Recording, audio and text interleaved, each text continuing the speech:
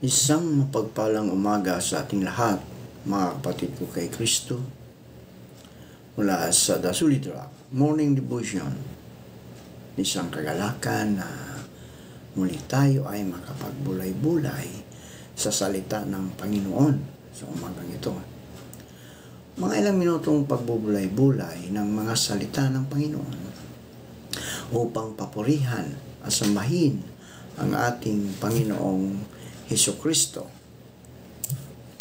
Ang ating pong pagbubulay-bulayan sa magandang umaga ng Miyerkules ay matatagpuan sa Matthew 24:36. Matthew 24:36. Ngunit tungkol sa araw at oras na iyon ay walang nakakaalam, kahit ang mga anghel sa langit o maging ang anak man. Ang Ama lamang ang nakakaalam. Tayo po ay manalangin. Dakilang Diyos at makapangyarihan sa lahat.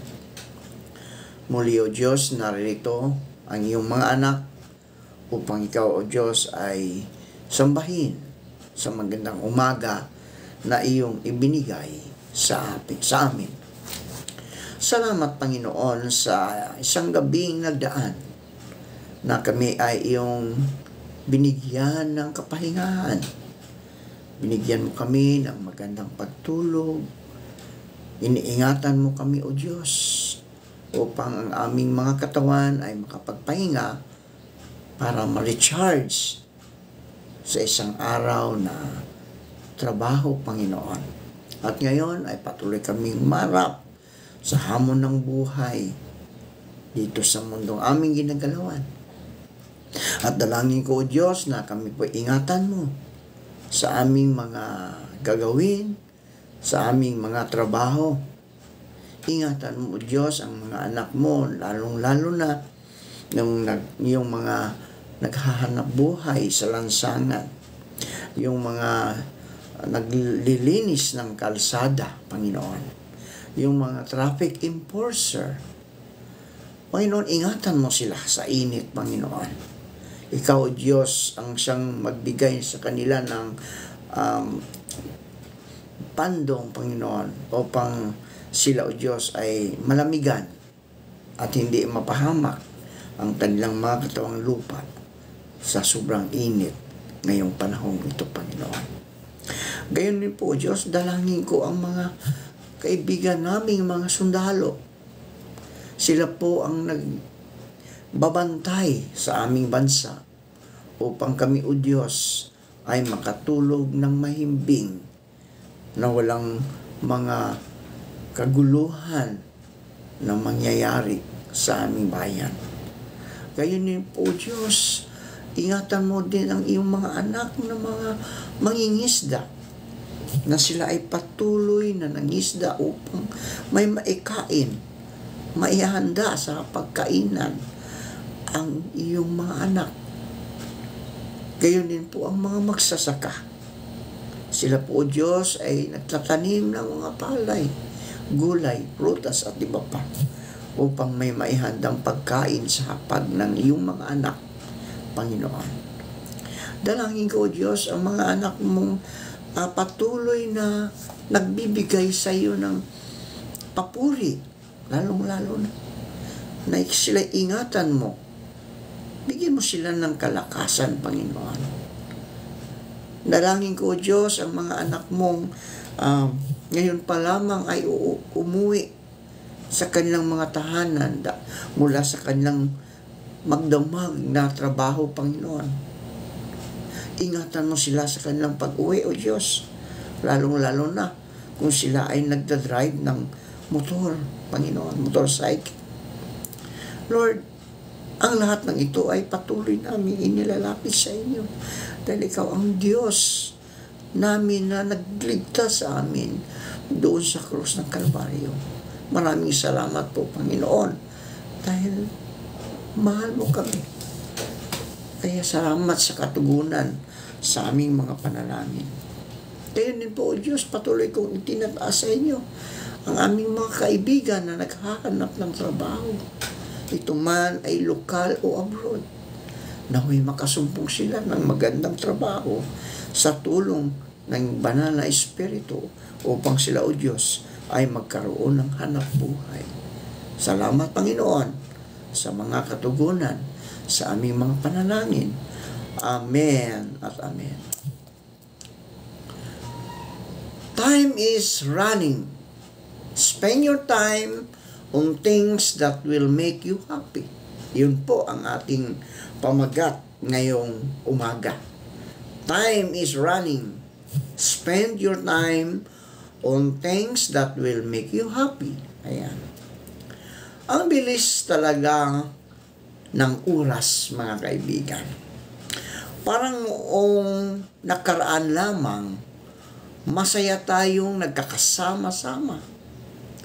Parang nakaraan lamang nung inakala ko sa huling misa o huling simbahan o mensahe ng isang pastor na naatinan natin sa iglesia.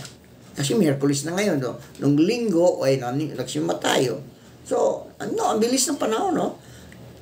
Miyerkules na, lahati na ng isang linggo. Ang bilis ng oras, mga kaibigan.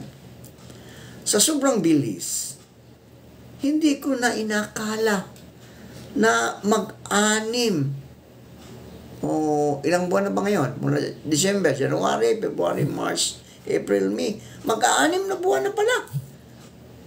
Simula nang mangyari yon, ang Christmas. Isa lamang ang natutuhan ko sa oras, mga kaibigan. Sa sobrang bilis ng takbo nito, hindi na natin namalayan na ilang buwan na pala ang lumipas. Sabi nga ng ilan, sandali lamang ang buhay. Marahil sa ating mga kabataan, hindi pa natin ito masyadong nararamdaman. Ngunit sa aking pagtatanong-tanong sa mga nakakatanda, talagang mahirap makipagkompetensya sa oras. Mahirap talaga, no? Ang bilis ng oras eh. O, tingnan mo ngayon. Ano na ngayon? Mayo. Pagkatapos ng December, isa lang isipin mo, Mayo na. Halos kalahati na ng isang taon. Diba? May isang hindi ako malilimutan, mga kaibigan. Sa sinabi sa akin ng isa kong kakilala, napaka-misteryoso ng oras. It can be the most precious gift for anyone. Just imagine a person spending their time to you, o diba?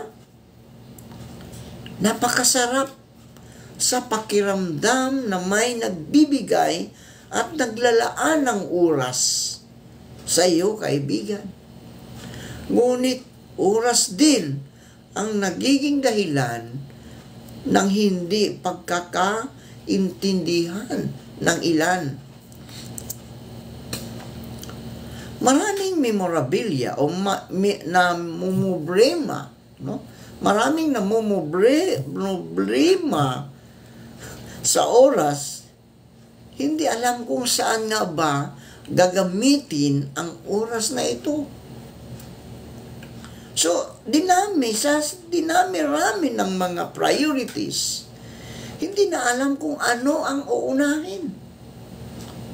Normal lamang na makaramdam ng lungkot tayong mga tao, mga kaibigan. Talagang dumaraan tayo sa sitwasyon na tila ba wala na ang liwanag ng ating natatanaw. Like para bang wala na tayong patutunguhan. Naguguluhan na tayo sa ating mga sarili. Minsan nga ay tila ba hindi na natin kilala pati ang mga sarili natin. Live the way na magiging masaya ka, kaibigan. saan ka magiging masaya, ay sundin mo ito. Bilang mga ebanghilista o ebanghilista, makikita natin ang tunay na kaligayahan sa kamay ng Diyos, mga kaibigan. Doon natin makikita ang tunay na kaliligayahan o kaligayahan sa kamay ng ating Diyos. Napapagod, ngunit lalaban, di ba mga kaibigan? Alam natin na meron tayong Diyos na kasama. Ano man ang ating kaharapin sa buhay, napapagod ang ating puso at isipan, pero patuloy pa rin tayong lumalaban dahil alam natin na kasama natin ng Diyos. Ayan ang pangako ng Panginoon, hindi ko kayo iiwanan ni pabayaan man. Napapagod at tayo'y pagpapahingahin ng Diyos. Diba? Minsan kaya rin tayo nahihirapan, mga kaibigan, dahil ipinipilit natin, kaya natin kahit hindi. Marapat lamang na lumaban sa buhay, kaibigan. Ngunit huwag nating kakalimutan na ang Diyos ay lagi nating kasama. Kaya, spend your time serving the Lord. Spend your time sa paglilingkod sa Panginoon. Ano man ang meron ka ngayon, kaibigan, napakarami mong kayamanan. Napakarami mong kayamanan. Mga ari-arian. Ikaw man ay makapangyarihan sa ating bansa, kaibigan. Kapag ang Panginoon ang tumawag sa iyo, walang silbi ang pera mo, kaibigan. Walang silbi yan. Masaya ka ba na marami kang pera, marami kang kayamanan? Di ba? Ang tunay na kaligayahan, mga kaibigan, ay nasa ating Panginoong Hesukristo. Maganda po sana meron tayong kayamanan. At meron din tayong Diyos sa ating buhay. Kasi kapag meron kang Diyos, ay kaibigan, ikaw ang pinagpala. Ikaw ang binigyan ng kayamanan ng Panginoon upang ikaw ay tumulong sa mga nangangailangan, kaibigan. Kaya, meron kang kayamanan. Pero kung ikaw, kaibigan, marami kang kayamanan at gusto mo pang angkinin ang kayamanan ng iba, lalong-lalo sa mga maliliit, palagay ko hindi ka masaya, kaibigan. Pero kapag ikaw ay naglilingkod sa Panginoon, naglilingkod sa Panginoon, mga kaibigan, meron kang kapayapaan. Walang hanggang kapayapaan at kasiyahan ang ating matatamo. Mga kaibigan, kapatid ko sa Panginoon, sabi nga, time is gold. Time is gold. Kailangan tayo ay maglingkod sa ating Panginoong Hesukristo. Natatandaan ba niyo ngayon? Ano ba ang nangyayari sa ating kapaligiran, kaibigan? Sa sobrang init, di ba? Hindi naman ganun kainit ang Pilipinas, di ba? Pero ano nangyari? Marami ang namamatay dahil sa heat stroke. Kapag ikaw, kaibigan,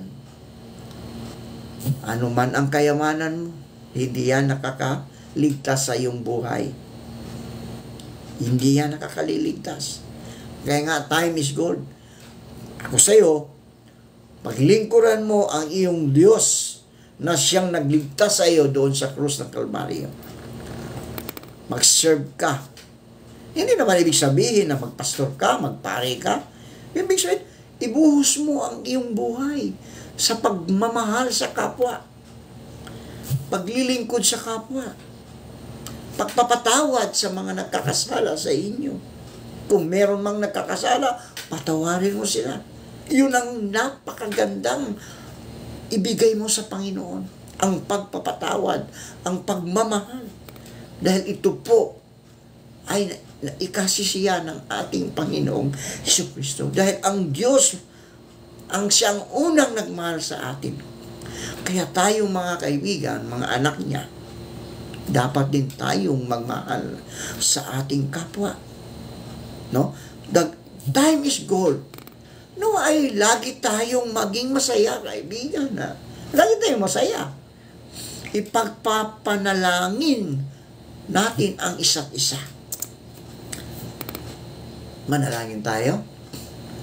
Panginoong Hesus, tulad ng mga alagad mo, kami nagpapasalamat sa iyong pagtitiwala at pagtawag sa amin para maglingkod sa iyo kahit hindi kami karapat-dapat.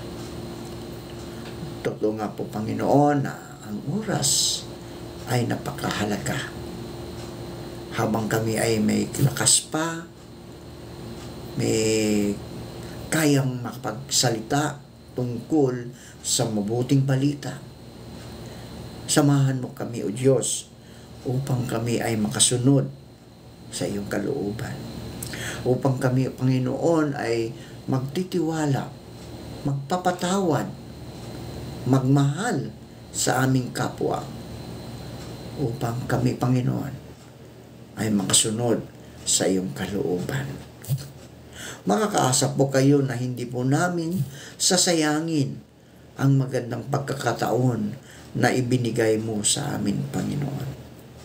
Sa umagang ito, Panginoon, patuloy kong inilalapit sa inyo ang aming mga kaibigan, na pagpalain mo po sila, Panginoon, sa umagang ito. Ingatan mo sila, ilayo mo sila sa anumang kapahamakan, anuman ang kanilang mga trabaho, Panginoon.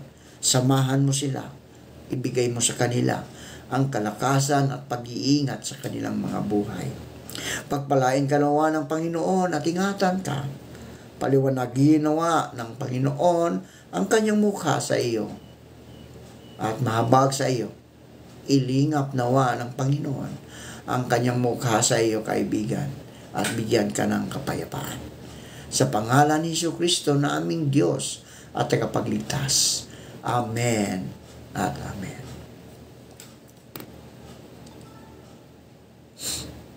Kailangan yun na.